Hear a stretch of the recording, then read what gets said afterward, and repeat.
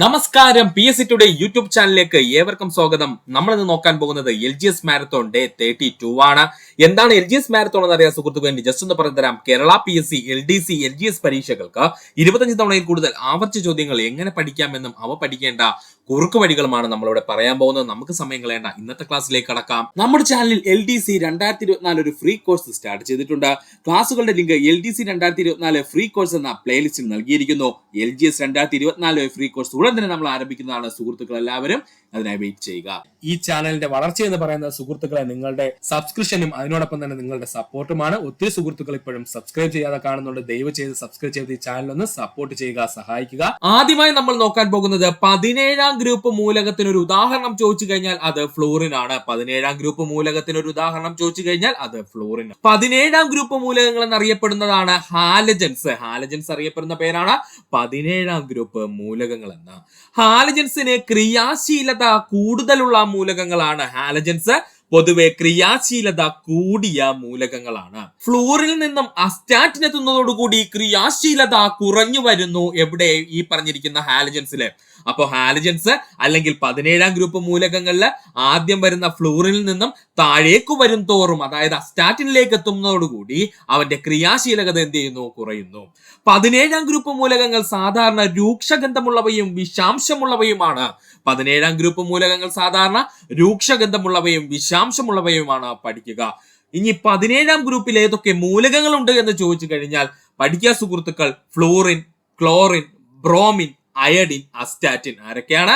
Fluorine, chlorine, bromine, iodine, astatine എന്നിങ്ങനെ 5 പ്രധാനപ്പെട്ട മൂലകങ്ങളാണ് ഏതിൽ വരുന്നത്? നമ്മുടെ 17ാം ഗ്രൂപ്പ് മൂലകങ്ങളിൽ വരുന്നത്. ഒന്നുകൂടി പറയാം.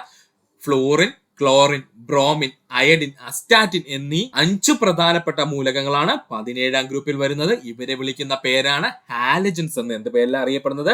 ഹാലജൻസ് എന്ന്. ഇനി ഇത് പഠിക്കാൻ ബുദ്ധിമുട്ടുള്ള സുഹൃത്തുക്കൾക്ക് വേണ്ടി ഒരു ഈസി കോഡ് പറഞ്ഞു തരാം.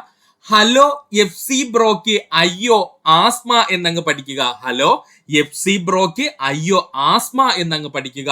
ഇതിൽ ഹലോ എന്ന് പറഞ്ഞു കഴിഞ്ഞാൽ ഹാലജൻസിനെ സൂചിപ്പിക്കുന്നു. എഫ് എന്ന് പറഞ്ഞു കഴിഞ്ഞാൽ ഫ്ലൂറിൻ ആണ്. സി എന്ന് പറഞ്ഞു കഴിഞ്ഞാൽ ക്ലോറിൻ എന്ന് പഠിക്കുക. സി എന്ന് പറഞ്ഞു കഴിഞ്ഞാൽ ആരാണ്? ക്ലോറിൻ എന്ന് പഠിക്കുക. ബ്രോ എന്ന് പറഞ്ഞു കഴിഞ്ഞാൽ അത് ബ്രോമിൻ ആണ്. ബ്രോ എന്ന് പറഞ്ഞു കഴിഞ്ഞാൽ അത് ബ്രോമിൻ ആണ്. അയ്യോ എന്ന് പറഞ്ഞു കഴിഞ്ഞാൽ അത് അയഡിൻ ആണ്. അയ്യോ എന്ന് പറഞ്ഞു കഴിഞ്ഞാൽ എന്താണത്? അയഡിൻ ആണ്. അതുപോലെ ആസ്മ എന്ന് പറഞ്ഞു കഴിഞ്ഞാൽ അത് അസ്റ്റാറ്റിൻ ആണ്. ആസ്മ എന്ന് പറഞ്ഞു കഴിഞ്ഞാൽ അത് സ്റ്റാറ്റിൻ ആണ്. അപ്പോൾ ഹലോ FC ബ്രോക്ക് അയ്യോ ആസ്മ എന്നങ്ങ് പഠിക്കുക. ഹലോ എന്ന് പറഞ്ഞു കഴിഞ്ഞാൽ ഹാലജൻസിനെ സൂചിപ്പിക്കുന്നു. എഫ് എന്ന് പറഞ്ഞു കഴിഞ്ഞാൽ ഫ്ലൂറിൻ ആണ്. സി എന്ന് പറഞ്ഞു കഴിഞ്ഞാൽ ക്ലോറിൻ ആണ്. ബ്രോ എന്ന് പറഞ്ഞു കഴിഞ്ഞാൽ ബ്രോമിൻ ആണ്. അയ്യോ എന്ന് പറഞ്ഞു കഴിഞ്ഞാൽ അയഡിൻ ആണ്. അതുപോലെ ആസ്മ എന്ന് പറഞ്ഞു കഴിഞ്ഞാൽ അസ്റ്റാറ്റിൻ ആണ്. അതോടുകൂടി നമ്മുടെ 17ാം ഗ്രൂപ്പ് മൂലകങ്ങളെല്ലാം നമ്മുടെ കയ്യിലെത്തും. പഠിക്കുക. പരുത്തി കൃഷിക്ക് അനുയോജ്യമായ മണ്ണിനം കറുത്ത മണ്ണ്. ഒരുപാട് തവണ PSC പ്രീവിയസ് ആയി ചോദിച്ച ചോദ്യം. പരുത്തി കൃഷിക്ക് അനുയോജ്യമായ മണ്ണിനമേ എന്ന് ചോദിച്ചു കഴിഞ്ഞാൽ അത് കറുത്ത മണ്ണാണ്.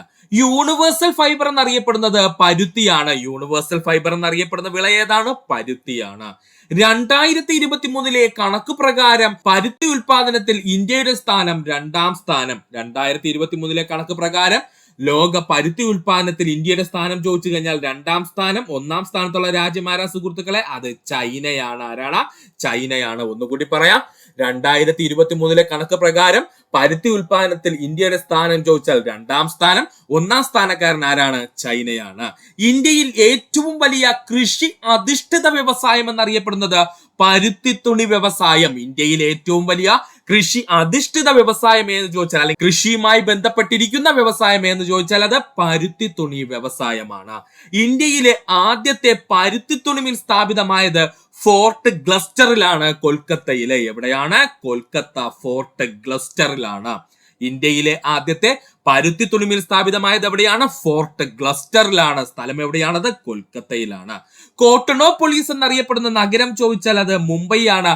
കോട്ടണോപോളിസ് എന്നറിയപ്പെടുന്ന തുറമുഖം ചോദിച്ചു കഴിഞ്ഞാൽ മുംബൈ തുറമുഖം. കോട്ടണോപോളിസ് എന്നറിയപ്പെടുന്ന നഗരം ചോദിച്ചാൽ മുംബൈ നഗരം. കോട്ടണോപോളിസ് എന്നറിയപ്പെടുന്ന തുറമുഖം ചോദിച്ചു കഴിഞ്ഞാൽ അത് മുംബൈ തുറമുഖമാണ്. ഇന്ത്യയിൽ ഏറ്റവും കൂടുതൽ പരുത്തി ഉൽപ്പാദിപ്പിക്കുന്ന സംസ്ഥാനം ഗുജറാത്ത് ആണ്. ഇമ്പോർട്ടന്റ് പോയിന്റ് ആണ് പറഞ്ഞത്. ഇന്ത്യയിൽ ഏറ്റവും കൂടുതൽ പരുത്തി ഉൽപ്പാദിപ്പിക്കുന്ന സംസ്ഥാനം ഏത് എന്ന് ചോദിച്ചാൽ അത് ഗുജറാത്ത് സംസ്ഥാനമാണ്. ഇന്ത്യയിൽ പരുത്തി ഉൽപ്പാദിപ്പിക്കുന്ന സംസ്ഥാനങ്ങളുടെ ക്രമം ചോദിച്ചാൽ ഇന്ത്യയിൽ ഏറ്റവും കൂടുതൽ പരുത്തി ഉൽപ്പാദിപ്പിക്കുന്ന സംസ്ഥാനം ഗുജറാത്ത്, രണ്ടാം സ്ഥാനം മഹാരാഷ്ട്ര, മൂന്നാം സ്ഥാനം തെലുങ്കാന, നാലാം സ്ഥാനം രാജസ്ഥാൻ, അഞ്ചാം സ്ഥാനം കർണാടക. ഒന്നുകൂടി പറയാം, ഇന്ത്യയിൽ ഏറ്റവും കൂടുതൽ പരുത്തി ഉൽപ്പാദിപ്പിക്കുന്ന സംസ്ഥാനം ചോദിച്ചാൽ അത് ഗുജറാത്താണ്. ഇന്ത്യയിൽ പരുത്തി ഉൽപ്പാദിപ്പിക്കുന്ന സംസ്ഥാനങ്ങളുടെ ക്രമം പറഞ്ഞു കഴിഞ്ഞാൽ ഗുജറാത്ത്, മഹാരാഷ്ട്ര, തെലുങ്കാന, രാജസ്ഥാൻ, കർണാടക എന്നിങ്ങനെയാണ്. സുഹൃത്തുക്കളെ ഈ ഭാഗം വ്യക്തമായി പഠിക്കുക. ബ്രഹ്മപുത്ര നദിയുടെ ഉത്ഭവസ്ഥാനം ചെമയുങ് തുങ് ഹിമാനി പഠിക്കുക. ബ്രഹ്മപുത്ര നദിയുടെ ഉത്ഭവസ്ഥാനം എവിടെയാണ്? ചെമയുങ് തുങ് ഹിമാനിയാണ്. സിന്ധു നദിയുടെ ഉത്ഭവസ്ഥാനം ടിബറ്റിലെ മാനസ സരോവറിൽ വെച്ചാണ്. സിന്ധു നദിയുടെ ഉത്ഭവസ്ഥാനം ചോദിച്ചാൽ ടിബറ്റിലെ മാനസ സരോവറിൽ നിന്നാണ്. ഗംഗാ നദിയുടെ ഉത്ഭവസ്ഥാനം ഗംഗോത്രി ഹിമാനിയുടെ ഭാഗമായുള്ള ഗോമുഖ് ഗുഹയിൽ നിന്നാണ്. ഗംഗാ നദിയുടെ ഉത്ഭവസ്ഥാനം ചോദിച്ചു കഴിഞ്ഞാൽ ഗംഗോത്രി ഹിമാനിയിലെ ഗോമുഖ് ഗുഹയിൽ നിന്നാണ്. ഒന്നുകൂടി പറയാം, ബ്രഹ്മപുത്ര നദിയുടെ ഉത്ഭവസ്ഥാനം ചോദിച്ചു കഴിഞ്ഞാൽ ചെമയുങ് തുങ് ഹിമാനിയിൽ നിന്നാണ്. സിന്ധു നദിയുടെ ഉത്ഭവസ്ഥാനം ചോദിച്ചാൽ ടിബറ്റിലെ മാനസ സരോവറിൽ നിന്നാണ്. ഗംഗാ നദിയുടെ ഉത്ഭവസ്ഥാനം ചോദിച്ചാൽ ഗംഗോത്രി ഹിമാനിയിലെ ഗോമുഖ് ഗുഹയിൽ നിന്നാണ് പഠിക്കുക. ഇത് പഠിക്കാൻ ബുദ്ധിമുട്ടുള്ള സുഹൃത്തുക്കൾക്ക് ചെറിയൊരു കോഡ് പറഞ്ഞു തരാം. സിന്ധുവിന്റെ മനസ്സ് കണ്ട് ചെമ പിടിച്ച ബ്രഹ്മനെ ഗംഗ ഗോ എന്ന് പറഞ്ഞു പഠിക്കുക. കോടെന്താ സുഹൃത്തുക്കളെ? സിന്ധുവിന്റെ മനസ്സ് കണ്ട് ചെമ പിടിച്ച ബ്രഹ്മനെ ഗംഗ ഗോ എന്ന് പറഞ്ഞു. ഇതിൽ സിന്ധുവിന്റെ മനസ്സ് എന്ന് പറഞ്ഞു കഴിഞ്ഞാൽ സിന്ധു നദി മാനസ സരോവറിലാണ് അത് ഉത്ഭവിക്കുന്നത്. സിന്ധുവിന്റെ മനസ്സ് എന്ന് പറഞ്ഞു കഴിഞ്ഞാൽ സിന്ധു നദി അത് ഉത്ഭവിക്കുന്ന എവിടെ നിന്നാണ്? മാനസ സരോവറിൽ നിന്നാണ്. ചെമ പിടിച്ച ബ്രഹ്മനെ എന്ന് പറഞ്ഞു കഴിഞ്ഞാൽ ബ്രഹ്മപുത്ര നദി ഉത്ഭവിക്കുന്ന എവിടെ നിന്നാണ്? ചെമയുങ് തുങ് ഹിമാനി. അപ്പോ ചെമ പിടിച്ച ബ്രഹ്മനെ എന്ന് പറഞ്ഞു കഴിഞ്ഞാല് ബ്രഹ്മപുത്ര നദി ഉത്ഭവസ്ഥാനം എവിടെയാ സുഹൃത്തുക്കളെ? ചെമയുങ് തുങ് ഹിമാനിയാണ്. ഗംഗ ഗോ എന്ന് പറഞ്ഞു. ഇതിൽ ഗംഗ എന്ന് പറഞ്ഞാൽ ഗംഗാ നദി, ഗോ എന്ന് പറഞ്ഞു കഴിഞ്ഞാൽ ഗോമുഖ് ഗുഹയെ സൂചിപ്പിക്കുന്നു. ഗോ എന്ന് പറഞ്ഞു കഴിഞ്ഞാല് ഗോമുഖ് ഗുഹയെ സൂചിപ്പിക്കുന്നു. അപ്പോൾ കോഡ് ഒന്നുകൂടി പറയാം. സിന്ധുവിന്റെ മനസ്സ് കണ്ട് ചെമ പിടിച്ച ബ്രഹ്മനെ ഗംഗ ഗോ എന്ന് പറഞ്ഞു. സിന്ധുവിന്റെ മനസ്സ് എന്ന് പറഞ്ഞു കഴിഞ്ഞാല് സിന്ധു നദി ഉത്ഭവിക്കുന്ന എവിടെ നിന്നാണ്? മാനസ സരോവർ. ചെമ പിടിച്ച ബ്രഹ്മനെ എന്ന് പറഞ്ഞു കഴിഞ്ഞാൽ ബ്രഹ്മപുത്ര നദി ഉത്ഭവസ്ഥാനം ചെമയുങ് തുങ് ഹിമാനി. ഗംഗ ഗോ എന്ന് പറഞ്ഞു, ഗംഗ എന്ന് പറഞ്ഞു കഴിഞ്ഞാൽ ഗംഗാ നദി, ഗോ എന്ന് പറഞ്ഞു കഴിഞ്ഞാൽ അത് ഗോമുഖ് ഗുഹയാണ്. ഗോമുഖ് ഗുഹയാണ്. കേസരി, മറാത്ത എന്നീ പത്രങ്ങളുടെ സ്ഥാപകൻ ബാലഗംഗാധര തിലകനാണ്. കേസരി, മറാത്ത എന്നീ പത്രങ്ങളുടെ സ്ഥാപകൻ ആരെന്ന് ചോദിച്ചാൽ അത് ബാലഗംഗാധര തിലകനാണ്. പഠിക്കുക. അപ്പൊ നമുക്ക് ഇന്ത്യയിലെ പ്രധാനപ്പെട്ട പത്രങ്ങളും അതിന്റെ സ്ഥാപക നേതാക്കളെയും അങ്ങ് പഠിച്ചു കളയാം. PSCയുടെ സ്ഥിരം ചോദ്യ മേഖലയാണത്. കേസരി, മറാത്ത എന്നീ പത്രങ്ങൾ ആരംഭിച്ചത് ബാലഗംഗാധര തിലകനാണ്. ബാലഗംഗാധര തിലകനാണ് കേസരി, മറാത്ത എന്നീ പത്രങ്ങൾ സ്ഥാപിച്ചത്. ഇത് പഠിക്കാൻ ചെറിയൊരു ഐഡിയ പറഞ്ഞു തരാം. ബാലന് കേസ് മാറില്ല എന്നങ്ങ് പഠിക്കുക. ബാലന് കേസ് മാറില്ല എന്നങ്ങ് പഠിക്കുക. ബാലന് കേസ് മാറില്ല എന്നങ്ങ് പഠിക്കുക.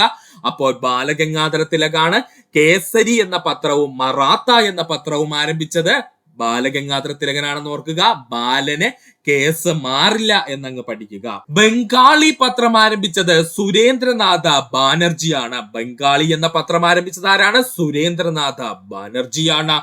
സുരേന്ദ്രൻ ബംഗാളിയാണ് എന്നങ്ങ് പഠിക്കുക. സുരേന്ദ്രൻ ബംഗാളിയാണ് എന്നങ്ങ് പഠിക്കുക. ബംഗാളി പത്രം ആരംഭിച്ചത് സുരേന്ദ്രനാഥ ബാനർജിയാണ്. വോയിസ് ഓഫ് ഇന്ത്യ ദാദാഭായ് നവറോജിയുടെ പത്രമാണ്. വോയിസ് ഓഫ് ഇന്ത്യ പത്രം ആരുടെയാ സുഹൃത്തുക്കളെ? ദാദാഭായ് നവറോജിയാണ്. ദാതകൾക്ക് എപ്പോഴും വോയിസ് ഉണ്ടായിരിക്കുമെന്നങ്ങ് പഠിക്കുക. ദാതകൾക്ക് എപ്പോഴും വോയിസ് ഉണ്ടായിരിക്കുമെന്നങ്ങ് പഠിക്കുക. ദാദാഭായ് നവറോജിയാണ് വോയിസ് ഓഫ് ഇന്ത്യ എന്ന പത്രത്തിന്റെ സ്ഥാപകൻ. ഷോം പ്രകാശ് പത്രത്തിന്റെ സ്ഥാപകൻ ഈശ്വരചന്ദ്ര വിദ്യാസാഗർ ആണ്. ഷോം പ്രകാശ് എന്ന പത്രത്തിന്റെ സ്ഥാപകൻ ഈശ്വര ചന്ദ്ര വിദ്യാസാഗർ ആണ്. ഈശ്വരനായിട്ട് കരുതുന്നവരെപ്പോഴും എന്തായിരിക്കും? ഷോ കാണിക്കുമെന്നങ്ങ് പഠിക്കുക. ഈശ്വരനായിട്ട് കരുതുന്നവരെപ്പോഴും ഷോ കാണിക്കുമെന്നങ്ങ് പഠിക്കുക. അപ്പോൾ ഷോം പ്രകാശ് പത്രത്തിന്റെ സ്ഥാപകനാരാണ്? Ishwar Chandra Vidyasagar. New India commonweal Annie Besant. New India commonweal ആരാ സുഹൃത്തുക്കളെ? അത് ആനി ബസന്റ് ആണ്. പഠിക്കുക. ന്യൂ ഇന്ത്യ കോമൺവീലുമാരുടേതാണ്. ആനി ബസന്റ് ആണ്. ന്യൂ ആനി കോമയിലാണ് എന്നങ്ങ് പഠിക്കുക. ന്യൂ ആനി കോമയിലാണ് എന്നങ്ങ് പഠിക്കുക. അപ്പോൾ ആനി ബസന്റിന്റെ പ്രധാനപ്പെട്ട പത്രങ്ങൾ ചോദിച്ചാല് ന്യൂ ഇന്ത്യയും അതുപോലെ കോമൺവീലും. യങ് ഇന്ത്യയാണെങ്കിൽ ഹരിജൻ ആണെങ്കിലും അത് മഹാത്മാഗാന്ധിയാണ്. യങ് ഇന്ത്യ, ഹരിജൻ എന്നീ പത്രങ്ങൾ പുറത്തിറക്കിയതാരെന്ന് ചോദിച്ചാൽ അത് മഹാത്മാഗാന്ധിജിയാണ്.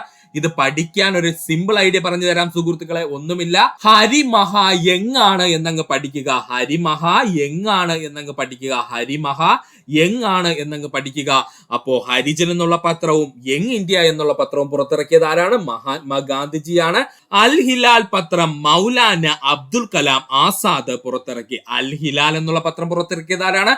മൗലാന അബ്ദുൽ കലാം ആസാദ് ആണ്. അൽ ഹിലാൽ എന്ന് പറയുന്ന പത്രം പുറത്തിറക്കിയത് ആരാണ്? മൗലാന അബ്ദുൽ കലാം ആസാദ് ആണ്. പഠിക്കുക. വന്ദേ മാതരം പത്രം പുറത്തിറക്കിയത് ലാലാ ലജ്പത് റായി ആണ്. പഠിക്കുക. വന്ദേ മാതരം എന്നുള്ള പത്രം പുറത്തിറക്കിയത് ലാലാ ലജ്പത് റായി ആണ്. നമുക്ക് ലജ്ജയില്ലാതെ പറയാം വന്ദേ മാതരം എന്നല്ലേ സുഹൃത്തുക്കളെ? നമുക്ക് ലജ്ജയില്ലാതെ പറയാം വന്ദേ മാതരം എന്ന്. പത്രം പുറത്തിറക്കിയത് ആരാണ്? ലാലാ ലജ്പത് റായി ആണ്. നേഷൻ എന്നുള്ള പത്രം പുറത്തിറക്കിയത് ഗോപാലകൃഷ്ണ ഗോഖലെയാണ്. നേഷൻ എന്നുള്ള പത്രം പുറത്തിറക്കിയത് ആരാണ്? ഗോപാലകൃഷ്ണ ഗോഖലെയാണ്. റേഷൻ വാങ്ങിക്കാൻ ഗോപാലനാണ് പോയതെന്ന് പഠിക്കുക. നേഷൻ എന്നുള്ള പത്രം ഇറക്കിയത് ആരാണ്? ഗോപാലകൃഷ്ണ ഗോഖലെയാണ്. റേഷൻ വാങ്ങിക്കാൻ ഗോപാലനാണ് പോയതെന്നൊക്കെ പഠിക്കുക. റേഷൻ എന്ന് വെച്ചാൽ നേഷൻ എന്ന് ഓർക്കണം കേട്ടോ. ഒന്നുകൂടി പറയാം സുഹൃത്തുക്കളെ, കൺഫ്യൂഷൻ ഒന്നും വേണ്ട, സമയം എടുത്തു പഠിച്ചാൽ മതി. കേസരി, മറാത്ത എന്നീ പത്രങ്ങൾ പുറത്തിറക്കിയത് ബാലഗംഗാധര തിലകനാണ്. ബാലന് കേസ് മാറാതെ സമയമില്ല എന്നങ്ങ് പഠിക്കുക. അല്ലെങ്കിൽ ബംഗാളി എന്ന പത്രം പുറത്തിറക്കിയത് സുരേന്ദ്രനാഥ ബാനർജിയാണ്. സുരേന്ദ്രൻ ബംഗാളിയാണ് എന്നങ്ങ് പഠിക്കുക. വോയിസ് ഓഫ് ഇന്ത്യ എന്നുള്ള പത്രത്തിന്റെ സ്ഥാപകൻ ചോദിച്ചാൽ ദാദാഭായ് നവറോജിയാണ്. വോയിസ് ഓഫ് ഇന്ത്യ എന്നുള്ള പത്രത്തിന്റെ സ്ഥാപകൻ ആരാണ്? ദാദാഭായ് നവറോജിയാണ്. ദാതകൾക്ക് എപ്പോഴും വോയിസ് കൂടുതലായിരിക്കും എന്നങ്ങ് പഠിക്കുക. ഷോം പ്രകാശ് എന്നുള്ള പത്രം ഇറക്കിയത് ഈശ്വരചന്ദ്ര വിദ്യാസാഗർ ആണ്. ഷോം പ്രകാശ് പത്രം ആരംഭിച്ച വ്യക്തി ഈശ്വരചന്ദ്ര വിദ്യാസാഗർ ആണ്. സ്വയം ഈശ്വരൻ എന്ന് കരുതുന്നവർക്ക് ഷോ കൂടുതലായിരിക്കും എന്നങ്ങ് പഠിക്കുക. ന്യൂ ഇന്ത്യ, കോമൺവീല് എന്നിവ പുറത്തിറക്കിയത് ന്യൂ ഇന്ത്യ, കോമൺവീല് എന്നീ പത്രങ്ങൾ പുറത്തിറക്കിയത് ആനി ബസന്റ് ആണ്. ന്യൂ ആനി കോമയിലാണ് എന്നങ്ങ് പഠിക്കുക. എന്നാൽ യങ് ഇന്ത്യയും ഹരിജനും പുറത്തിറക്കിയത് മഹാത്മാഗാന്ധിജിയാണ്. യങ് ഇന്ത്യയും ഹരിജൻ എന്നീ പത്രങ്ങൾ പുറത്തിറക്കിയത് മഹാത്മാഗാന്ധിജിയാണ്. ഹരിമഹാ യങ് ആണ് എന്നങ്ങ് പഠിക്കും. അൽ ഹിലാൽ പത്രം പുറത്തിറക്കിയത് മൗലാന അബ്ദുൽ കലാം ആസാദ് ആണ്. വന്ദേ മാതരം എന്നുള്ള പത്രം പുറത്തിറക്കിയത് ലാലാ ലജ്പത് റായി ആണ്. ലജ്ജയില്ലാതെ നമുക്ക് പറയാം വന്ദേ മാതരം എന്ന്. നേഷൻ എന്നുള്ള പത്രം പുറത്തിറക്കിയത് ഗോപാലകൃഷ്ണ ഗോഖലെയാണ്. ഗോപാലൻ റേഷൻ വാങ്ങിക്കാൻ പോയി എന്നങ്ങ് പഠിക്കുക. നേഷനും റേഷനെയും കൂടെ അങ്ങ് ചേർത്തോളണേ. ഇത്രയും ആവുമ്പോൾ ഇന്ത്യയിലെ പ്രധാനപ്പെട്ട പത്രങ്ങളും അവ പുറത്തിറക്കിയ നേതാക്കളെ നമുക്ക് പഠിക്കാൻ പറ്റും. ഈസി ആയിട്ട് സുഹൃത്തുക്കൾ ഇവ പഠിച്ചു വെക്കുക. മഞ്ഞു തിന്നുന്നത് എന്നർത്ഥം വരുന്ന പ്രാദേശികവാദം എന്ന് ചോദിച്ചാൽ അത് ചിനൂക്കാണ്. മഞ്ഞു തിന്നുന്ന എന്നർത്ഥം വരുന്ന പ്രാദേശികവാദം എന്ന് ചോദിച്ചാൽ അത് ചിനൂക്കാണ്. റോക്കി പർവ്വതനിരയിലൂടെ വീശുന്ന കാറ്റ് എന്നറിയപ്പെടുന്നത് ചിനൂക്കാണ്. റോക്കി പർവ്വതനിരയിലൂടെ വീശുന്ന കാറ്റ് എന്നറിയപ്പെടുന്നത് ചിനൂക്കാണ്. അമേരിക്കയിലും കാനഡയിലും വീശുന്ന വരണ്ട ഉഷ്ണക്കാറ്റ് എന്ന് ചോദിച്ചാൽ അത് ചിനൂക്കാണ്. അമേരിക്കയിലും കാനഡയിലും വീശുന്ന വരണ്ട ഉഷ്ണക്കാറ്റ് എന്ന് ചോദിച്ചാൽ അത് ചിനൂക്കാണ്. കനേഡിയൻ സമതലങ്ങളിലെ ഗോതമ്പ് കൃഷിക്ക് അനുയോജ്യപ്രദമായ കാറ്റ് എന്ന് ചോദിച്ചാൽ അത് ചിനൂക്കാണ്. പഠിച്ചോളണേ. കനേഡിയൻ സമതലങ്ങളിലെ ഗോതമ്പ് കൃഷിക്ക് അനുയോജ്യപ്രദമായ കാറ്റ് എന്ന് ചോദിച്ചാൽ അത് ചിനൂക്കാണ്. അടുത്തതായി നമുക്ക് പഠിക്കാൻ പോകുന്നതാണ് ഫൊൻ. മുന്തിരിക്കുലകൾ പാകമാകുന്നതിന് സഹായിക്കുന്ന പ്രാദേശികവാദം എന്ന് ചോദിച്ചാൽ അത് ഫൊന്നാണ്. മുന്തിരിക്കുലകൾ പാകമാകുന്നതിന് സഹായിക്കുന്ന പ്രാദേശികവാദം എന്ന് ചോദിച്ചാൽ ഫൊന്നാണ്. യൂറോപ്യൻ ചിനൂക്ക് എന്നറിയപ്പെടുന്നത് ഫൊന്നാണ്. യൂറോപ്യൻ ചിനൂക്ക് എന്നറിയപ്പെടുന്നത് ആരാണ്? ഫൊന്നാണ്. യൂറോപ്പിലെ ആൽപ്സ് പർവ്വതനിരയുടെ ചെരുവിലൂടെ വീശുന്ന ഉഷ്ണക്കാറ്റ് എന്ന് ചോദിച്ചു കഴിഞ്ഞാൽ അത് ഫൊന്നാണ്. അപ്പോൾ ഫൊന്നൊരു ഉഷ്ണക്കാറ്റാണ്, ചിനൂക്കും ഒരു ഉഷ്ണക്കാറ്റാണ്. ഒന്നുകൂടി പറയാം. മഞ്ഞു തിന്നുന്ന എന്നർത്ഥം വരുന്ന പ്രാദേശികവാദം എന്ന് ചോദിച്ചാൽ അത് ചിനൂക്കാണ്. റോക്കി പർവ്വതനിരയിലൂടെ വീശുന്ന കാറ്റ് എന്ന് ചോദിച്ചാൽ അത് ചിനൂക്കാണ്. അമേരിക്കയിലും കാനഡയിലും വീശുന്ന വരണ്ട ഉഷ്ണക്കാറ്റ് ഏത് എന്ന് ചോദിച്ചാൽ അത് ചിനൂക്കാണ്. കനേഡിയൻ സമതലങ്ങളിൽ ഗോതമ്പ് കൃഷിക്ക് പ്രയോജനപ്രദമായ കാറ്റ് എന്ന് ചോദിച്ചാൽ അത് ചിനൂക്കാണ്. ഫൊൻ എന്ന് പറഞ്ഞു കഴിഞ്ഞാല് മുന്തിരിക്കുലകൾ പാകമാകുന്നതിന് സഹായിക്കുന്ന പ്രാദേശികവാദമാണ് ഫൊൻ. യൂറോപ്യൻ ചിനൂക്ക് എന്നറിയപ്പെടുന്നത് ഫൊന്നാണ്. യൂറോപ്പിലെ ആൽപ്സ് പർവ്വതനിരയ്ക്ക് ചെരുവിലൂടെ വീശുന്ന ഉഷ്ണക്കാറ്റ് എന്ന് ചോദിച്ചാൽ അത് ഫൊന്നാണ്. പഠിക്കുക. അടുത്തതാണ് ഹെർമാട്ടൻ. പടിഞ്ഞാറൻ ആഫ്രിക്കയിൽ വീശുന്ന വരണ്ട ഉഷ്ണക്കാറ്റ് അറിയപ്പെടുന്ന പേരാണ് ഹർമാറ്റൻ. ഡോക്ടർ എന്ന പേരിൽ അറിയപ്പെടുന്ന പ്രാദേശികവാദം എന്ന് ചോദിച്ചാൽ അത് ഹർമാറ്റൻ ആണ്. പഠിക്കുക, ഡോക്ടർ എന്ന പേരിൽ അറിയപ്പെടുന്ന പ്രാദേശികവാദം എന്ന് ചോദിച്ചാൽ അത് ഹർമാറ്റൻ ആണ്. ഹർമാറ്റൻ ഡോക്ടർ വീശുന്ന ആഫ്രിക്കൻ രാജ്യം ഗിനിയയാണ്. പഠിച്ചോളെ, ഹർമാറ്റൻ ഡോക്ടർ വീശുന്ന ആഫ്രിക്കൻ രാജ്യം ഏതാണ്? ഗിനിയയാണ്. അടുത്തതായി നമുക്ക് പഠിക്കാനുള്ളതാണ് മിസ്ട്രൽ എന്ന് പറയുന്ന പ്രാദേശികവാദത്തെ പറ്റി. തെക്കു കിഴക്കൻ സ്പെയിനിൽ അനുഭവപ്പെടുന്ന വരണ്ട ശീതക്കാറ്റ് അറിയപ്പെടുന്ന പേരാണ് മിസ്ട്രൽ. തെക്കു കിഴക്കൻ സ്പെയിനിൽ അനുഭവപ്പെടുന്ന വരണ്ട ശീതക്കാറ്റ് അറിയപ്പെടുന്ന പേരാണ് മിസ്ട്രൽ. ഫ്രാൻസിന്റെ ഭാഗമായി വരുന്ന ആൽപ്സ് പർവ്വത നിരയിൽ വീശുന്ന വരണ്ട ശീതക്കാറ്റാണ് മിസ്ട്രൽ. അപ്പോൾ ഇതുവരെ നമ്മൾ പറഞ്ഞതെല്ലാം ഉഷ്ണക്കാറ്റാണ് എങ്കിൽ മിസ്ട്രൽ മാത്രമാണ് ഇവിടെ ശീതക്കാറ്റായിട്ട് വരുന്നത്. അതുകൊണ്ട് അതിന് ഇമ്പോർട്ടൻസ് കൊടുക്കണം.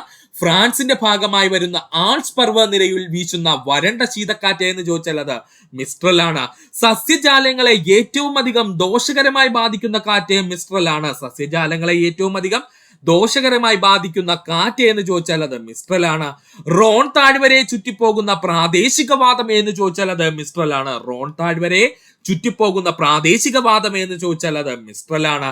ഹേമന്തകാലത്ത് അനുഭവപ്പെടുന്ന അതിശൈത്യമായ പ്രാദേശികവാദം എന്ന് ചോദിച്ചാൽ അത് മിസ്ട്രൽ ആണ്. ഇത്രയും സുഹൃത്തുക്കൾ ഇമ്പോർട്ടൻസ് കൊടുത്ത് പഠിക്കുക. ഹേമന്തകാലത്ത് അനുഭവപ്പെടുന്ന അതിശൈത്യമായ പ്രാദേശികവാദം എന്നറിയപ്പെടുന്നത് മിസ്ട്രൽ ആണ്. ഒന്നുകൂടി പറയാം, പടിഞ്ഞാറൻ ആഫ്രിക്കയിൽ വീശുന്ന വരണ്ട ഉഷ്ണക്കാറ്റ് അറിയപ്പെടുന്ന പേരാണ് ഹർമാറ്റൻ. ഡോക്ടർ എന്ന പേരിൽ അറിയപ്പെടുന്ന പ്രാദേശികവാദം ഹർമാറ്റൻ ആണ്. ഹർമാറ്റൻ ഡോക്ടർ വീശുന്ന ആഫ്രിക്കൻ രാജ്യം ചോദിച്ചാൽ അത് ഗിനിയയാണ്. തെക്കു കിഴക്കൻ സ്പെയിനിൽ അനുഭവപ്പെടുന്ന വരണ്ട ശീതക്കാറ്റാണ് മിസ്ട്രൽ എന്ന പേരിൽ അറിയപ്പെടുന്നത്. ഫ്രാൻസിന്റെ ഭാഗമായി വരുന്ന ആൽപ്സ് പർവ്വതനിരയുടെ വീശുന്ന വരണ്ട ശീതക്കാറ്റ് ഏത് എന്ന് ചോദിച്ചാൽ അത് മിസ്ട്രൽ ആണ്. സസ്യജാലങ്ങളെ ഏറ്റവും അധികം ദോഷകരമായി ബാധിക്കുന്ന കാറ്റ് മിസ്ട്രൽ ആണ്. റോൺ താഴ്വരയെ ചുറ്റിപ്പോകുന്ന പ്രാദേശികവാദം ചോദിച്ചാൽ അത് മിസ്ട്രൽ ആണ്. ഹേമന്തകാലത്ത് അനുഭവപ്പെടുന്ന അതിശൈത്യമായ പ്രാദേശികവാദം ചോദിച്ചാൽ അത് മിസ്ട്രൽ ആണ്. പഠിക്കുക. GST നിലവിൽ വന്ന തീയതി 2017 ജൂലൈ 1 GST നിലവിൽ വന്ന തീയതി 2017 ജൂലൈ 1. ഒന്നുകൂടി പറയാം, GST നിലവിൽ വന്ന തീയതി എന്ന സുഹൃത്തുക്കളെ 2017 ജൂലൈ 1. ഏറ്റവും ഈസി ആയിട്ട് നമുക്ക് പഠിക്കാൻ പറ്റുന്ന ഒരു തീയതിയാണ് GST നിലവിൽ വന്ന തീയതി. GST നിലവിൽ വന്ന തീയതി ചോദിച്ചു കഴിഞ്ഞാൽ 17 എന്നങ്ങ് പഠിക്കുക. GST നിലവിൽ വന്ന തീയതി എത്രയാണ്? 17 എന്നങ്ങ് പഠിക്കുക. ഇതിൽ 1 എന്ന് പറഞ്ഞു കഴിഞ്ഞാൽ അത് ദിവസത്തെ സൂചിപ്പിക്കുന്നു, അതായത് 1-ാം തീയതി. രണ്ടാമത്തെ 7 എന്ന് പറഞ്ഞു കഴിഞ്ഞാൽ അത് മാസത്തെ സൂചിപ്പിക്കുന്നു, അത് 7-ാം മാസം അല്ലെങ്കിൽ ജൂലൈ മാസം. ഈ അവസാനത്തെ 17 എന്തിനെ സൂചിപ്പിക്കുന്നു ചോദിച്ചാൽ അത് 2017 സൂചിപ്പിക്കുന്നു. ഈസിയാണ്. അപ്പോൾ GST തീയതി ചോദിച്ചു കഴിഞ്ഞാൽ 1/7/2017 എന്നങ്ങ് പഠിക്കുക. അതിന് പകരമായിട്ട് നമ്മൾ 17 എന്നങ്ങ് പഠിച്ചു വെക്കുക. അപ്പോൾ GST നിലവിൽ വന്ന തീയതി ചോദിച്ച സുഹൃത്തുക്കൾ ഇനി ഓർക്കണം എങ്ങനെയാണ്? 17 എന്ന. GST ഒരു പരോക്ഷ നികുതിയാണ്. ഒരുപാട് തവണ PSC പ്രീവിയസ് ആയി ചോദിച്ച ക്വസ്റ്റ്യൻ ആണ്. GST എന്ന് പറയുന്നത് ഒരു പരോക്ഷ നികുതിയാണ്. GST ആദ്യമായി നടപ്പിലാക്കിയ രാജ്യം ഫ്രാൻസ് ആണ്. GST ആദ്യമായി നടപ്പിലാക്കിയ രാജ്യം ഫ്രാൻസ് ആണ്. ഇന്ത്യയിൽ നിലവിലുള്ള GST സമ്പ്രദായം ഇരട്ട GST സമ്പ്രദായം. ഇന്ത്യയിൽ നിലവിലുള്ള GST സമ്പ്രദായം എന്താണ്? ഇരട്ട GST സമ്പ്രദായം. അതായത് സ്റ്റേറ്റിനും ഒരു പങ്ക് പോകുന്നുണ്ട് GSTയുടെ, സെൻട്രൽ ഗവൺമെന്റിനും ഒരു പങ്ക് പോകുന്നുണ്ട് GSTയുടെ. അതുകൊണ്ടാണ് ഇരട്ട GST സമ്പ്രദായം എന്ന് നമ്മൾ പറഞ്ഞത്. GSTയിൽ നിന്നും ഒഴിവാക്കിയിരിക്കുന്നവ ഏതൊക്കെ എന്ന് ചോദിച്ചാൽ അത് മദ്യം, പെട്രോൾ, വൈദ്യുതി, വിദ്യാഭ്യാസം, ആരോഗ്യം. GSTയിൽ നിന്ന് നമ്മൾ ഒഴിവാക്കിയിരിക്കുന്നവ ആരൊക്കെയാണ്? പെട്രോള്, മദ്യം, വൈദ്യുതി, വിദ്യാഭ്യാസം, ആരോഗ്യം എന്നിവയാണ്. GST എന്ന ആശയം ആദ്യമായി പാർലമെന്റിൽ അവതരിപ്പിച്ചത് P. ചിദംബരമാണ്. വർഷം 2005. മറക്കരുത്, GST എന്ന ആശയം ആദ്യമായിട്ട് പാർലമെന്റിൽ അവതരിപ്പിച്ച വ്യക്തിയായിരുന്നു ചോദിച്ചാൽ അത് P. ചിദംബരമായിരുന്നു. വർഷം 2005. GST ബിൽ പാസാക്കിയ ആദ്യ ഇന്ത്യൻ സംസ്ഥാനം ആസാമാണ്. GST ബിൽ പാസാക്കിയ ആദ്യത്തെ ഇന്ത്യൻ സംസ്ഥാനം ചോദിച്ചാൽ അത് ആസാമാണ്. GST ബിൽ പാസാക്കിയ രണ്ടാമത്തെ സംസ്ഥാനം ബീഹാർ ആണ്. GST ബിൽ പാസാക്കിയ രണ്ടാമത്തെ സംസ്ഥാനം ചോദിച്ചാൽ അത് ബീഹാർ ആണ്. ഒന്നുകൂടി പറയാം, GST നിലവിൽ വന്ന തീയതി 2017 ജൂലൈ മാസം 1-ാം തീയതിയാണ്. ഇത് പഠിക്കാനായിട്ട് ഒരു ഈസി കോഡ് പറഞ്ഞു തരാം. 17 എന്നങ്ങ് എഴുതുക. ഒന്നാമത്തെ തീയതിനെയും രണ്ടാമത്തെ സംഖ്യ മാസത്തെയും അവസാനത്തെ 2 സംഖ്യകൾ വർഷത്തെയും സൂചിപ്പിക്കുന്നു. അപ്പോൾ നമുക്ക് പറയാം 1/7/2017 GST നിലവിൽ വന്നതെന്ന്. GST ഒരു പരോക്ഷ നികുതിയാണ്. GST ആദ്യമായി നടപ്പിലാക്കിയ രാജ്യം ഫ്രാൻസ് ആണ്. ഇന്ത്യയിൽ നിലവിലുള്ള GST സമ്പ്രദായം ഇരട്ട GST സമ്പ്രദായമാണ്. GSTയിൽ നിന്നും ഒഴിവാക്കിയിരിക്കുന്നവ ചോദിച്ചു കഴിഞ്ഞാൽ അത് പെട്രോൾ, മദ്യം, വൈദ്യുതി, വിദ്യാഭ്യാസം, ആരോഗ്യം എന്നിവയാണ്. GST എന്ന ആശയം ആദ്യമായി പാർലമെന്റിൽ അവതരിപ്പിച്ചത് പി ചിദംബരം 2005-ലാണ്. GST ബിൽ പാസാക്കിയ ആദ്യ ഇന്ത്യൻ സംസ്ഥാനം ആസാമും GST ബിൽ പാസാക്കിയ രണ്ടാമത്തെ ഇന്ത്യൻ സംസ്ഥാനം ചോദിച്ചാൽ അത് ബീഹാറുമാണ്. GST ബില്ല് പാസാക്കാൻ അനുമതി ആവശ്യമായ സംസ്ഥാനങ്ങളുടെ എണ്ണം ചോദിച്ചാൽ അത് 16. GST ബിൽ പാസാക്കാൻ അനുമതി ആവശ്യമായ സംസ്ഥാനങ്ങളുടെ എണ്ണം ചോദിച്ചാൽ അത് 16 അതുകൊണ്ട് തന്നെ GST ബില്ലിന്റെ അക്കങ്ങളുടെ എണ്ണം ചോദിച്ചാലും 16. കോഡിന് വേണ്ടി പറഞ്ഞതാണ്. GST ബിൽ പാസാക്കാൻ അനുമതി ആവശ്യമായ സംസ്ഥാനങ്ങളുടെ എണ്ണം ചോദിച്ചാൽ 16, GST ബില്ലിലെ അക്കങ്ങളുടെ എണ്ണം ചോദിച്ചാൽ 16. GST ബില്ലിൽ 16ാമതായി അംഗീകാരം കൊടുത്ത സംസ്ഥാനം ചോദിച്ചാൽ അത് ഒഡീഷയാണ്. GST ബില്ലിന് 16ാമതായി അംഗീകാരം നൽകിയ സംസ്ഥാനം ചോദിച്ചാൽ അത് ഒഡീഷയാണ്. GST ഭരണഘടനയിൽ ഉൾപ്പെടുത്തിയിരിക്കുന്ന ഭരണഘടനാ ഭേദഗതി എന്ന് ചോദിച്ചാൽ അത് 101 ഭരണഘടനാ ഭേദഗതിയാണ്. പഠിച്ചോളനെ, GST ഭരണഘടനയിൽ ഉൾപ്പെടുത്തിയിരിക്കുന്ന ഭേദഗതി എന്ന് ചോദിച്ചാൽ അത് 101 ഭരണഘടനാ ഭേദഗതി പ്രകാരം എത്രാമത്തെ ബില്ലായിരുന്നു പാർലമെന്റിൽ കൊടുത്തിരുന്നതെന്ന് ചോദിച്ചാൽ 122ാമത്തെ ബില്ലായിരുന്നു. എത്രാമത്തെ ബില്ലായിരുന്നു? 122ാമത്തെ ബില്ലായിരുന്നു. അതുപോലെ 101 ഭരണഘടനാ ഭേദഗതി പ്രകാരമാണ് GST ഭരണഘടനയുടെ ഭാഗമാക്കി മാറ്റിയത്. GSTയെ കുറിച്ച് പ്രതിപാദിക്കുന്ന ഭരണഘടനാ വകുപ്പ് 279A ആണ്. GSTയെ കുറിച്ച് പ്രതിപാദിക്കുന്ന ഭരണഘടനാ വകുപ്പ് അല്ലെങ്കിൽ ആർട്ടിക്കിൾ എത്രയെന്ന് ചോദിച്ചാൽ ആർട്ടിക്കിൾ 279 ആണ്. എത്രയാണ്? 279A ആണ്. പഠിക്കുക. GST കൗൺസിൽ നിലവിൽ വന്നത് 12 സെപ്റ്റംബർ 2016-ലാണ്. GST കൗൺസിൽ നിലവിൽ വന്നത് 2016 സെപ്റ്റംബർ മാസം 12-ാം തീയതിയാണ്. GST കൗൺസിൽ നിലവിൽ വന്നത് 2016 സെപ്റ്റംബർ മാസം 12-ാം തീയതിയാണ്. GST കൗൺസിലിന്റെ അധ്യക്ഷൻ കേന്ദ്ര ധനകാര്യമന്ത്രിയായിരിക്കും. പഠിക്കുക. GST കൗൺസിലിന്റെ അധ്യക്ഷൻ ആരായിരിക്കും? കേന്ദ്ര ധനകാര്യമന്ത്രിയായിരിക്കും. GST കൗൺസിലിന്റെ ആസ്ഥാനം ചോദിച്ചാൽ അത് ന്യൂഡൽഹിയാണ്. GST കൗൺസിലിന്റെ ആസ്ഥാനം ചോദിച്ചാൽ ന്യൂഡൽഹി. കേരളത്തിൽ GST കൗൺസിലിന്റെ ആസ്ഥാനം ചോദിച്ചാൽ അത് തിരുവനന്തപുരമാണ്. കേരളത്തില് GST കൗൺസിലിന്റെ ആസ്ഥാനം ചോദിച്ചാൽ അത് തിരുവനന്തപുരമാണ്. GSTയുടെ ബ്രാൻഡ് അംബാസിഡറായി തിരഞ്ഞെടുത്തിരിക്കുന്നത് അമിതാഭ് ബച്ചനെയാണ്. GSTയുടെ ബ്രാൻഡ് അംബാസിഡറായി തിരഞ്ഞെടുത്തിരിക്കുന്നത് അമിതാഭ് ബച്ചനെയാണ്. ഇന്ത്യയിൽ നടപ്പിലാക്കിയ GST മാതൃകയിലെ നിലവിലെ സ്ലാബുകളുടെ എണ്ണം ചോദിച്ചാൽ 5. ഇപ്പോഴങ്ങോട്ട് ചോദിച്ചതേ ഉള്ളേ. ഇന്ത്യയിൽ നടപ്പിലാക്കിയ GST മാതൃകയിൽ നിലവിലെ സ്ലാബുകളുടെ എണ്ണം ചോദിച്ചാൽ അത് 5. അപ്പൊ ഏതൊക്കെയാണ് ആ സ്ലാബുകൾ? 0%, 5%, 12%, 18%, 28%. 0% GSTയിലുണ്ട്. പഠിക്കുക. 0% GSTയുടെ ഭാഗമാണ്. പഠിക്കുക. ഒന്നുകൂടി പറയാം. GST ബിൽ പാസാക്കാൻ അനുമതി ആവശ്യമായ സംസ്ഥാനങ്ങളുടെ എണ്ണം 16. GST ബില്ലിലെ അക്കങ്ങളുടെ എണ്ണം ചോദിച്ചാൽ അതും 16. GST ബില്ല് 16ാമത് ആയി അംഗീകരിച്ച സംസ്ഥാനം ചോദിച്ചാൽ അത് ഒഡീഷയാണ്. GST ഭരണഘടനയിൽ ഉൾപ്പെടുത്തിയ ഭരണഘടനാ ഭേദഗതി എന്ന് ചോദിച്ചാൽ 101 ഭരണഘടനാ ഭേദഗതിയാണ്. ഇത് എത്രാമത് ബിൽ നമ്പർ ആയിട്ടാണ് നമ്മുടെ പാർലമെന്റിൽ പാസാക്കിയെന്ന് ചോദിച്ചാൽ 122ാമത്തെ ബിൽ നമ്പർ ആയിട്ടാണ്. GST പ്രതിപാദിക്കുന്ന ഭരണഘടനാ വകുപ്പ് ചോദിച്ചു കഴിഞ്ഞാൽ 279A ആണ്. പഠിക്കുക. GST കൗൺസിൽ നിലവിൽ വന്നത് 2016 സെപ്റ്റംബർ മാസം 12-ാം തീയതി. GST കൗൺസിലിന്റെ അധ്യക്ഷനായിരിക്കുന്ന വ്യക്തി ആരായിരിക്കും? കേന്ദ്ര ധനകാര്യമന്ത്രിയായിരിക്കും. GST കൗൺസിലിന്റെ ആസ്ഥാനം ന്യൂഡൽഹിയാണ്. കേരളത്തിൽ GST കൗൺസിലിന്റെ ആസ്ഥാനം ചോദിച്ചാൽ അത് തിരുവനന്തപുരമാണ്. ബ്രാൻഡ് അംബാസിഡർ ആയിരുന്നു ചോദിച്ചാൽ അത് അമിതാഭ് ബച്ചനാണ്. ഇന്ത്യയിൽ നടപ്പിലാക്കിയ GST മാതൃകയിൽ നിലവിലെ സ്ലാബുകൾ എത്ര എണ്ണം ഉണ്ടെന്ന് ചോദിച്ചാൽ അത് 5 എണ്ണമാണ്. ഏതൊക്കെയാണവ? 0%, 5%, 12%, 18%, 28%. പഠിക്കണേ.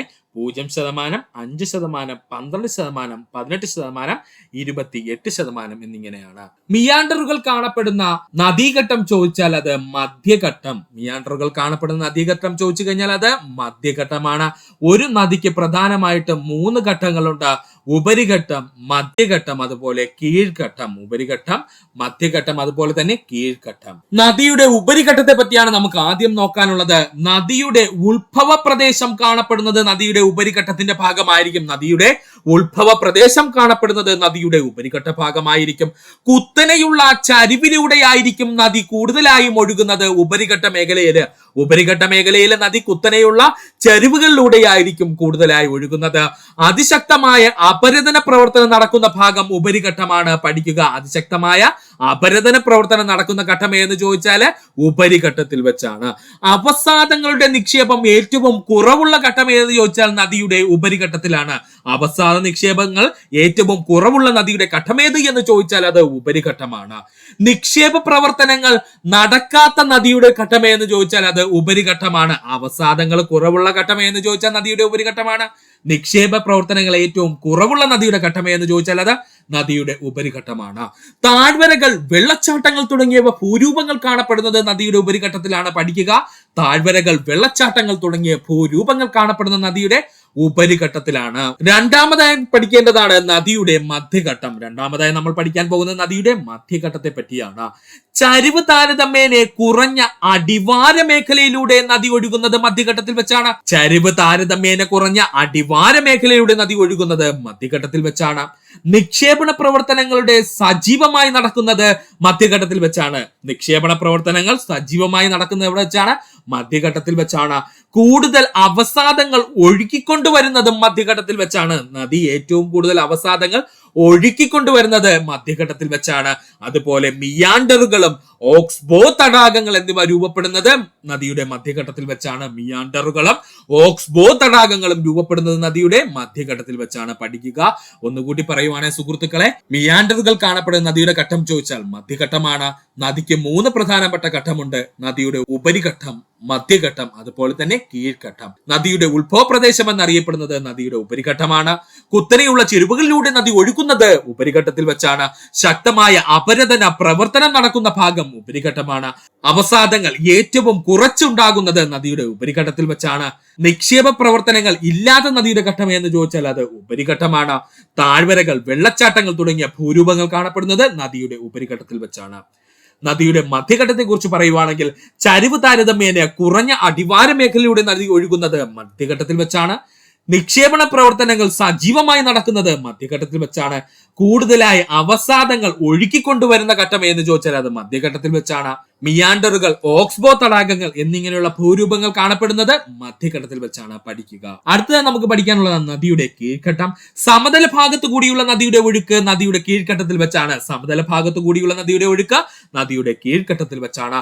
നിക്ഷേപണ പ്രവർത്തനങ്ങൾ ഏറ്റവും കൂടുതൽ കാണുന്നത് നദിയുടെ കീഴ്ഘട്ടത്തിലാണ്. നദിയുടെ കീഴ്ഘട്ടത്തിലാണ് നിക്ഷേപണ പ്രവർത്തനങ്ങൾ ഏറ്റവും കൂടുതൽ കാണുന്നത്. നദിയിൽ അവസാദങ്ങളുടെയും ജലത്തിന്റെയും അളവ് വളരെ കൂടുതലായി കാണപ്പെടുന്നത് നദിയുടെ കീഴ്ഘട്ടത്തിലാണ്. നദിയിലെ അവസാദങ്ങളുടെയും ജലത്തിന്റെയും അളവ് കൂടുതലായി കാണപ്പെടുന്നത് നദിയുടെ കീഴ്ഘട്ടത്തിലാണ്. പ്രളയ സമതലങ്ങളും ഡെൽറ്റകൾ തുടങ്ങിയ നിക്ഷേപണ ഭൂരൂപങ്ങൾ കൂടുതലായി കാണപ്പെടുന്നത് നദിയുടെ കീഴ്ഘട്ടത്തിലാണ്. പഠിക്കുക, പ്രളയ സമതലങ്ങളും ഡെൽറ്റകൾ തുടങ്ങിയ നിക്ഷേപണ ഭൂരൂപങ്ങൾ കൂടുതലായി കാണപ്പെടുന്നത് നദിയുടെ കീഴ്ഘട്ടത്തിലാണ്. ഒന്നുകൂടി പറയുവാണേ, സമതല ഭാഗത്തു കൂടിയുള്ള നദിയുടെ ഒഴുക്ക് എപ്പോഴാണ്? കീഴ്ഘട്ടത്തിലാണ്. നിക്ഷേപണ പ്രവർത്തനങ്ങൾ ഏറ്റവും കൂടുതലായി നടക്കുന്നത് നദിയുടെ കീഴ്ഘട്ടത്തിലാണ്. നദിയിൽ അവസാദ നിക്ഷേപങ്ങൾ, ജലത്തിന്റെ അളവും കൂടുതലായി കാണപ്പെടുന്നത് നദിയുടെ കീഴ്ഘട്ടത്തിൽ വെച്ചാണ്. പ്രളയ സമതലങ്ങളും ഡെൽറ്റകളും എന്നീ നിക്ഷേപണ ഭൂരൂപങ്ങൾ കാണപ്പെടുന്നത് നദിയുടെ കീഴ്ഘട്ടത്തിൽ വെച്ചാണ്. പഠിക്കുക. ഫലങ്ങൾ പാകമാകുന്നതിന് സഹായിക്കുന്ന സസ്യ ഹോർമോൺ ആണ് എഥിലീൻ. പഠിക്കുക, ഫലങ്ങൾ പാകമാകുന്നതിന് സഹായിക്കുന്ന സസ്യ ഹോർമോൺ ചോദിച്ചാൽ അത് എഥിലീൻ ആണ്. വാതക രൂപത്തിലുള്ള സസ്യ ഹോർമോൺ എഥിലീനാണ്. പഠിക്കുക, വാതക രൂപത്തിലുള്ള സസ്യ ഹോർമോൺ എന്ന് ചോദിച്ചാൽ അത് എഥിലീനാണ്. ഒന്നുകൂടി പറയാം, ഫലങ്ങൾ പാകമാകുന്നതിന് സഹായിക്കുന്ന സസ്യ ഹോർമോൺ ചോദിച്ചാൽ അത് എഥിലീനാണ്. വാതക രൂപത്തിലുള്ള ഒരു സസ്യ ഹോർമോൺ എന്ന് ചോദിച്ചാൽ അത് എഥിലീനാണ്. ഇനി നമുക്ക് പഠിക്കാനുള്ളത് സസ്യ ഹോർമോണുകളും അവയുടെ ധർമ്മങ്ങളുമാണ്. ശ്രദ്ധിച്ചിരിക്കുക സുഹൃത്തുക്കളെ. ആദ്യമായി നമ്മൾ പഠിക്കാൻ പോകുന്ന സസ്യ ഹോർമോൺ ആണ് ഓക്സിൻ. ഓക്സിന്റെ ധർമ്മം എന്താ സുഹൃത്തുക്കളെ? കോശ വളർച്ച. കോശത്തിന്റെ വളർച്ചയ്ക്ക് സഹായിക്കുന്നത് ഓക്സിനാണ്. കോശ ദീർഘീകരണം, കോശത്തിന്റെ നീളം എന്താണ് വർദ്ധിപ്പിക്കുന്നതിന് സഹായിക്കുന്നത് ഓക്സിനാണ്. അഗ്രമുകുളത്തിന്റെ വളർച്ച, അഗ്രമുകുളം വളരുന്നതിന് കാരണമാരാണ്? ഓക്സിനാണ്. അതുപോലെ തന്നെ ഫലങ്ങൾ രൂപീകരിക്കാൻ സഹായിക്കുന്നത് ഓക്സിനാണ്. ഫലങ്ങളെ രൂപീകരിക്കാൻ സഹായിക്കുന്നത് ആരാണ്? ഓക്സിനാണ്. ഒന്നുകൂടി പറയാം, സസ്യ ഹോർമോൺ ഏതാണ്? ഓക്സിനാണ്. നമ്മൾ ആദ്യം പറഞ്ഞത് ഓക്സിന്റെ ധർമ്മം ചോദിച്ചു കഴിഞ്ഞാൽ കോശ വളർച്ച, കോശ ദീർഘീകരണം, അഗ്രമുകുളം വളർച്ച, അതുപോലെ ഫലരൂപീകരണവും ആരുടെ ധർമ്മമാണ്? ഓക്സിന്റെ ധർമ്മമാണ്. അടുത്ത സസ്യ ഹോർമോൺ ആണ് അബ്സസിക് ആസിഡ്. രണ്ടാമത്തെ സസ്യ ഹോർമോൺ ഏതാണ്? Abscisic acid. ഭ്രൂണത്തിന്റെ സുഷുപ്താവസ്ഥ. ഒന്നാമതായി അബ്സസിക് ആസിഡ് ധർമ്മം എന്താണ്? ഭ്രൂണത്തിന്റെ സുഷുപ്താവസ്ഥ, പാകമായ ഇലകൾ, കായ്കൾ എന്നിവ കൊഴിയുന്നതിന് സഹായിക്കുന്നതും അബ്സസിക് ആസിഡ് ആണ്.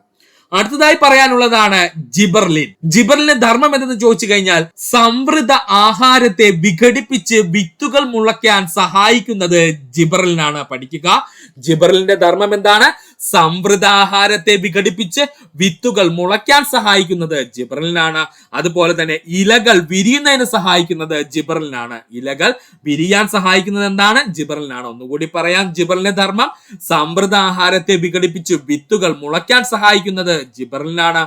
ഇലകൾ വിരിയാൻ സഹായിക്കുന്നതാണെന്ന് ചോദിച്ചാൽ അത് ജിബർലിനാണ്. അടുത്തതായി നമ്മൾ പഠിക്കാൻ പോകുന്ന സസ്യ ഹോർമോൺ ആണ് എഥിലീൻ. ഇലകളും ഫലങ്ങളും പാകമാകുന്നതിന് വേണ്ടി സഹായിക്കുന്നത് എഥിലീൻ ആണ്. നമ്മൾ ഓൾറെഡി പറഞ്ഞു കഴിഞ്ഞു, ഇലകളും ഫലങ്ങളും പാകമാകുന്നതിന് വേണ്ടി സഹായിക്കുന്നത് എഥിലീൻ ആണ്. അമിതമായ അളവിലാണെങ്കിൽ ഇലകളും ഫലങ്ങളും കൊഴിയുന്നതിന് കാരണമാകുന്നതും എഥിലീൻ ആണ്. അത് പഠിച്ചോളണേ. അമിതമായ അളവിൽ എഥിലീൻ ഉൽപ്പാദിപ്പിക്കപ്പെട്ടാൽ സസ്യങ്ങളുടെ ഇലകളും ഫലങ്ങളും കൊഴിയുന്നതിന് കാരണമാകുന്നു. അതുപോലെ തന്നെ എഥിലീൻ ഇലകളുടെയും ഫലങ്ങളും പാകമാകുന്നതിന് സഹായിക്കുകയും ചെയ്യുന്നു. പഠിക്കുക. സൈറ്റോകിനിൻ എന്ന സസ്യ ഹോർമോണിന്റെ ധർമ്മം നമുക്ക് നോക്കാം.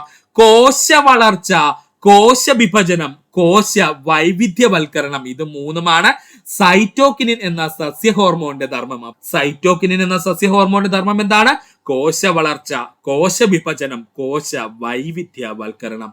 ഒന്നുകൂടി പറയാം സുഹൃത്തുക്കളെ, സസ്യ ഹോർമോണിൽ നമ്മൾ ആദ്യം പഠിച്ചത് ഓക്സിനെയാണ്.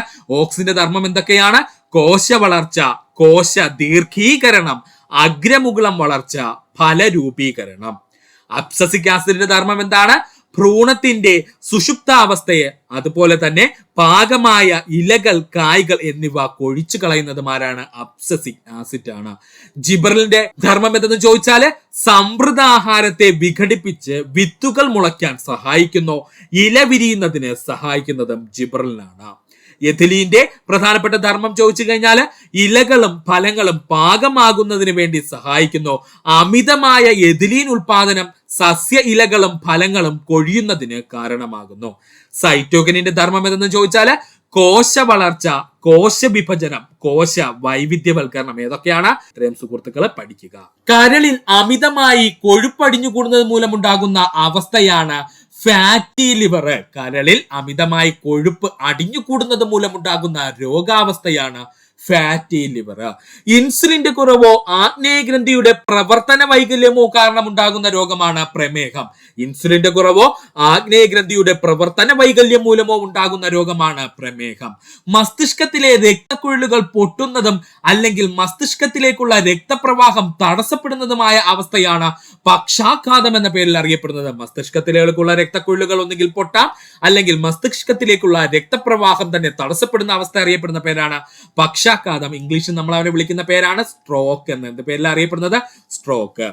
കൊഴുപ്പടിഞ്ഞുകൂടി രക്തധമനികളുടെ വ്യാസം കുറയുന്നത് കൊണ്ടുണ്ടാകുന്ന രോഗമാണ് രക്തസമ്മർദ്ദം. പഠിക്കുക. കൊഴുപ്പടിഞ്ഞുകൂടി രക്തധമനികളുടെ വ്യാസം കുറയുന്നത് കൊണ്ടുണ്ടാകുന്ന രോഗം എന്ന് ചോദിച്ചാൽ അമിത രക്തസമ്മർദ്ദമാണ്. ഏതാണ്? അമിത രക്തസമ്മർദ്ദമാണ്. ഹൃദയത്തിലേക്ക് രക്തം എത്തിക്കുന്ന കൊറോണറി ധമനികളിൽ കൊഴുപ്പടിഞ്ഞുകൂടി പ്രവാഹം തടസ്സപ്പെടുന്നത് മൂലമുണ്ടാകുന്നതാണ് ഹൃദയാഘാതം. പഠിക്കുക. ഹൃദയത്തിലേക്ക് രക്തം എത്തിക്കുന്ന കൊറോണറി ധമനികളില് കൊഴുപ്പടിഞ്ഞു കൂടുകയും രക്തപ്രവാഹം തടസ്സപ്പെടുകയും ചെയ്യുന്ന അവസ്ഥ അറിയപ്പെടുന്ന പേരാണ് ഹൃദയാഘാതം. എന്ത് പേരിൽ അറിയപ്പെടുന്നത്? ഹൃദയാഘാതം. പഠിക്കുക. ഒന്നുകൂടി പറയാം അപ്പോ സുഹൃത്തുക്കളെ. കരളിൽ അമിതമായി കൊഴുപ്പടിഞ്ഞു കൂടുന്നത് മൂലം ഉണ്ടാകുന്ന രോഗം ചോദിച്ചാൽ ഫാറ്റി ലിവർ.